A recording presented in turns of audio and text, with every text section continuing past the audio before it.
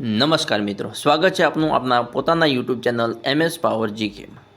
મિત્રો, સ્પર્ધાત્મક પરીક્ષાની તૈયારી કરતા દરેક વિદ્યાર્થી માટે કરંટ અફેર્સ સૌથી મહત્ત્વનો વિષય છે, કારણ કે ઘણી વખત પરીક્ષામાં સીધા આજના કરંટ અફેર્સમાંથી પ્રશ્નો પૂછવામાં આવે છે. આજે આપણે વાત કરવા જઈ રહ્યા છીએ કે 6 માર્ચ 2026ના મહત્ત્વપૂર્ણ કરંટ અફેર્સ વિશે. આજના વિડીયોમાં દેશ અને દુનિયામાં બનેલી અગત્યની ઘટનાઓને વન લાઇનર પ્રશ્ન જવાબ અને સંપૂર્ણ વિગત સાથે સમજજો. આ પ્રશ્નો ખાસ કરીને પોલીસ ભરતી, તલાટી ક્લાર્ક, જીપીએસસી, યુપીએસસી અન્ય સ્પર્ધાત્મક પરીક્ષાઓ માટે ખૂબ જ મહત્ત્વપૂર્ણ છે. તો મિત્રો, વિડીયોને લાઇક કરો, ચેનલને સબસ્ક્રાઈબ કરો અને હવે શરૂ કરીએ 6 માર્ચ 2026ના મહત્ત્વપૂર્ણ કરંટ અફેર્સ. તાજેતરમાં ભારતની મુલાકાતે આવેલા એલેક્ઝાન્ડર સ્ટબ કયા દેશના રાષ્ટ્રપતિ છે? તો જવાબ છે ફિનલેન્ડના રાષ્ટ્રપતિ છે એલેક્ઝાન્ડર સ્ટબ. નેક્સ્ટ પ્રશ્ન, તાજેતરમાં કઈ ભારતીય મહિલા ક્રિકેટરે આઈસીસી મહિલા ઓડીઆઈ બેટિંગ રેન્કિંગમાં પ્રથમ સ્થાન મેળવ્યું છે? તો જવાબ છે સ્મૃતિ મંધનાએ આઈસીસી મહિલા ઓડીઆઈ બેટિંગ રેન્કિંગમાં પ્રથમ સ્થાન મેળવ્યું છે. નેક્સ્ટ, કે તાજેતરમાં કયા પૂર્વ કેન્દ્રીય મંત્રીનું નિધન થયું, જેમને ખાસ કરીને ખાડી યુદ્ધ દરમિયાન ફસાયેલા ભારતીયોની સુરક્ષિત વાપસી માટે ઓળખવામાં આવે છે? તો જવાબ છે કેપી ઉન્નીકૃષ્ણન. જોઈએ નેક્સ્ટ, કે તાજેતરમાં કયા વિદેશી મ્યુઝિયમે 16મી સદીની સંત થિરુમનકાઈ અલ્લાવરની ઐતિહાસિક કાંસ્ય પ્રતિમા ભારતને પરત આપી છે? તો જવાબ છે એસ્મોનિયન મ્યુઝિયમ, ઓક્સફોર્ડ. નેક્સ્ટ, તાજેતરમાં ભારતીય ભૂગર્ભ સર્વેક્ષણ એ કયો સ્થાપના દિવસ ઉજવ્યો છે? તો જવાબ છે 176મો સ્થાપના દિવસ ઉજવ્યો છે ભારતીય ભૂગર્ભ સર્વેક્ષણે. નેક્સ્ટ, કે તાજેતરમાં યુવા મામલા અને રમતગમત રાજ્યમંત્રીએ આંતરરાષ્ટ્રીય મહિલા દિવસના અવસર પર કઈ લીગના વિશેષ સંસ્કરણની જાહેરાત કરી છે? તો જવાબ છે અસ્મિતા લીગની જાહેરાત કરી છે.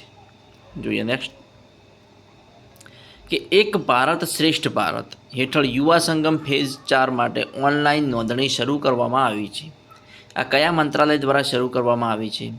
તો જવાબ છે શિક્ષણ મંત્રાલય દ્વારા. એક ભારત શ્રેષ્ઠ ભારત હેઠળ યુવા સંગમ ફેઝ 4 માટે ઓનલાઈન નોંધણી શરૂ કરવામાં આવી છે. આ શિક્ષણ મંત્રાલય દ્વારા નોંધણી શરૂ કરવામાં આવી છે. આગળ જોઈએ, કે સંયુક્ત રાષ્ટ્ર વિશ્વ વન્યજીવ દિવસ, સંયુક્ત રાષ્ટ્ર વિશ્વ વન્યજીવ દિવસ 2026ની થીમ શું છે? તો જવાબ છે ઔષધીય અને સુગંધિત છોડ, આરોગ્ય, વારસો અને જીવન પાર્જનનું સંરક્ષણ, જે સંયુક્ત રાષ્ટ્ર વિશ્વ વન્યજીવ દિવસ 2026ની થીમ છે. આગળ જોઈએ, કે તાજેતરમાં ચર્ચામાં રહેલી 850 મેગાવોટ રટલે હાઇડ્રોક્લોરિક પ્રોજેક્ટ કઈ નદી પર બનાવવામાં આવી રહી છે? જવાબ છે ચિનાબ નદી પર. 850 megawatt Ratle hydro electric project Chenab નદી પર બનાવવામાં આવી રહ્યો છે. આગળ જોઈએ, કે તાજેતરમાં રક્ષા મંત્રાલયે LHMK-3 હેલિકોપ્ટર અને VLC મિસાઇલ માટે કેટલા કરોડ રૂપિયાના કરાર કર્યા છે? તો જવાબ છે 5083 કરોડ. તાજેતરમાં રક્ષા મંત્રાલયે LHMK-3 હેલિકોપ્ટર અને VLC મિસાઇલ માટે 5083 કરોડ રૂપિયાના કરાર કર્યા છે. નેક્સ્ટ, કે તાજેતરમાં 18મી લોકસભાના અધ્યક્ષ ઓમ બિરલાએ રચેલી વિશેષાધિકાર સમિતિના અધ્યક્ષ તરીકે કોને નિયુક્ત કરવામાં આવ્યા છે? તો જવાબ છે રવિશંકર પ્રસાદને. તાજેતરમાં 18મી લોકસભાના અધ્યક્ષ ઓમ બિરલાએ રચેલી વિશેષાધિકાર સમિતિના અધ્યક્ષ તરીકે રવિશંકર પ્રસાદને નિયુક્ત કરવામાં આવ્યા છે.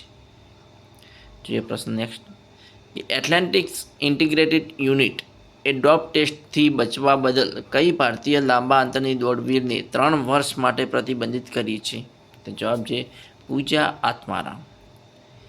એથ્લેટિક્સ ઇન્ટિગ્રેટેડ યુનિટ એ ટોપ ટેસ્ટથી બચવા બદલ પૂજા આત્મારામને લાંબા અંતરની દોડવીરને 3 વર્ષ માટે પ્રતિબંધિત કરી છે. જોઈએ નેક્સ્ટ, કે તાજેતરમાં યોજાયેલી માય ભારત બજેટ સ્પર્ધામાં કયા જિલ્લામાં પ્રથમ સ્થાન મેળવ્યું છે? કયા જિલ્લાએ પ્રથમ સ્થાન મેળવ્યું છે? તો જવાબ છે જમ્મુ કાશ્મીરના રાજૌરી જિલ્લાએ પ્રથમ સ્થાન મેળવ્યું છે. ભારત બજેટ સ્પર્ધામાં જમ્મુ કાશ્મીરના રાજૌરી જિલ્લાએ પ્રથમ સ્થાન મેળવ્યું છે. નેક્સ્ટ કે તાજેતરમાં કેન્દ્ર શાસિત પ્રદેશ જમ્મુ કાશ્મીરના રાજ્ય ચૂંટણી આયોગ તરીકે કોણે શપથ લીધા છે? જવાબ છે શાંતમનુ. તાજેતરમાં કેન્દ્ર શાસિત પ્રદેશ જમ્મુ કાશ્મીરના રાજ્ય ચૂંટણી આયોગ તરીકે શાંતમનુએ શપથ લીધા છે. આગળ જોઈએ કે તાજેતરમાં સુપ્રીમ કોર્ટના આદેશ બાદ ગેરકાયદેસર અતિક્રમણ દૂર કરવા માટે ચર્ચામાં રહેલું કોલ્લેરુ વન્યજીવ અભયારણ્ય ભારતના કયા રાજ્યમાં આવેલું છે? જવાબ છે આંધ્રપ્રદેશમાં. કોલ્લેરુ વન્યજીવ અભયારણ્ય જે આંધ્રપ્રદેશમાં આવેલું છે. મિત્રો, આવા જ આવતીકાલના મોસ્ટ આઈએમપી કરંટ અફેર્સના પ્રશ્નો જો અમારી ચેનલને સબસ્ક્રાઈબ કરવાનું અને તમારા મિત્રો સાથે લિંક શેર કરવાનું ના ભૂલતા. Thanks for watching my video.